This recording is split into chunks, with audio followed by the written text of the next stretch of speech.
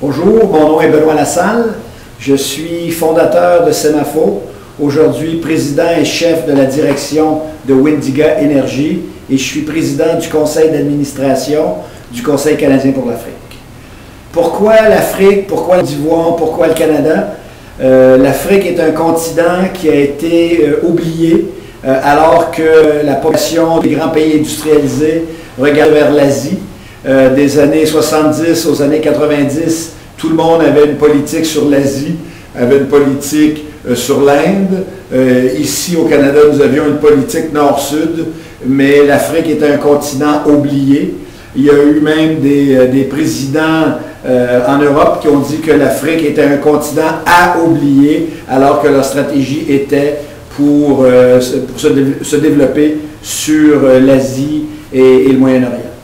Aujourd'hui, je vous dirais depuis quelques années, mais surtout depuis quelques mois, il est clair pour tous et pour chacun que l'Afrique est le prochain continent. L'Afrique d'aujourd'hui et le prochain continent, c'est ce que la Chine était il y a 20 ans. Et en Afrique, il y a quelques pays qui sont particulièrement éclatants et je dirais que probablement le premier pays, c'est la Côte d'Ivoire. La Côte d'Ivoire est un pays qui a connu de fortes croissances dans les années 60, 70, 80, qui est allé vraiment dans une période de décroissance pendant 10 ans jusqu'à 2012. Et aujourd'hui, l'Afrique et la Côte d'Ivoire, pardon, est vraiment sur sa lancée et va redevenir la porte d'entrée de l'Afrique pour plusieurs sociétés, pour plusieurs pays qui veulent se déployer sur le continent africain. Donc, le timing, comme les Anglais savent dire, de rentrer en Côte d'Ivoire, c'est maintenant.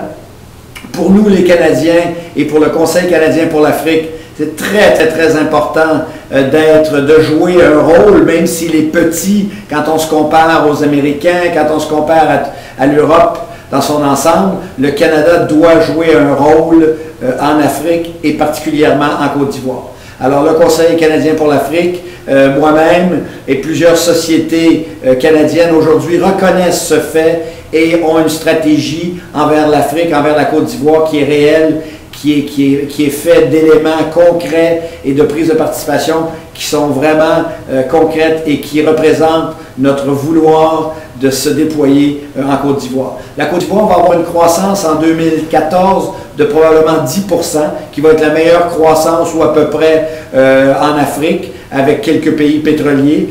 Et cette croissance vient du secteur des infrastructures, de l'agriculture et du secteur minier. 3 secteurs où nous excellons au Canada et on doit faire partie de cette croissance-là, surtout que la Côte d'Ivoire est demandeur d'expertise, de capitaux, de projets privés, ce que nous savons faire. Alors, il est important pour les Canadiens, il est important pour le Conseil canadien et pour le Conseil d'affaires que nous avons mis en place de jouer ce rôle de pont entre le Canada et la Côte d'Ivoire afin de maximiser les retombées économiques de part et d'autre pour les entreprises, pour les communautés, pour les gouvernements et pour voir cette croissance durable en Côte d'Ivoire et que le Canada ait joué un rôle important comme acteur économique, social, culturel, au niveau de l'éducation dans un pays qui nous est cher et dans un pays où nous parlons la langue. La chance que le Canada a, c'est que nous parlons les 2 langues officielles. Il y en a 3 en Afrique, mais 2 des 3 langues officielles de l'Afrique, donc le français et l'anglais. Nous sommes très confortables dans les 2 langues et pour travailler en Côte d'Ivoire, c'est vraiment très important de communiquer avec eux dans le français qui est le leur et qui est le nôtre. Donc, nous avons un positionnement stratégique unique et on doit maximiser les retombées pour tous. Merci.